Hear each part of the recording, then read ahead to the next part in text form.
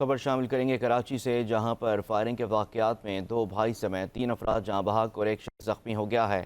Firing के वाक़यात मच्छर colony Bloch colony में पेश आए। तफसीलात जानते हैं शाहरुख शाह की इस रिपोर्ट में। ये वाकया कराची के इलाके मच्छर कॉलोनी नाला स्टॉप के करीब पेश आया, जहां मच्छर कॉलोनी के रिहायशी लाइक अहमद अपने भाई आदिल और बेटे रेहान के साथ घर जाने के लिए रिक्शे वाले से बात कर रहे थे कि अचानक मोटरसाइकिल सवार मुसल्ला अफराद ने उन पर अंधाधुंध फायरिंग की और फरार हो गए। मोटरसाइकिल सवार की फायरिंग से लाइक अहमद, उसके भाई आदिल जाँ बहक और रक्षा ड्राइवर नुमान जख्मी हुआ। पुलिस ने तफ्तीश के बाद वाकये को जाती दुश्मनी करार दे दिया।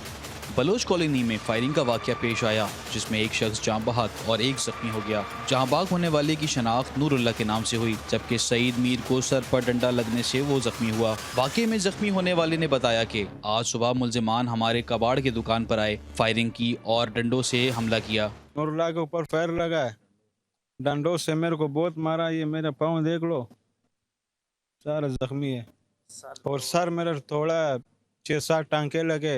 वकील सोहेल सयाल ने बताया कि मुलजिम के खिलाफ हाई कोर्ट में भी पिटीशन दायर की है।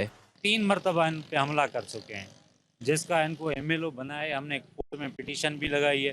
2/22 है जो है कोर्ट में, जिनकी 8 तारीख है वो पेंडिंग है। पुलिस के मुताबिक वाकया जाती झगड़े और कारोबारी मामले पर पेश आया, जबकि मुलजिमान की गिरफ्तारी के लिए भी छापे मारे जा रहे हैं। कैमरामैन आसिम खान के हमरा शाहरुख शाह, 5 न्यूज़ कराची।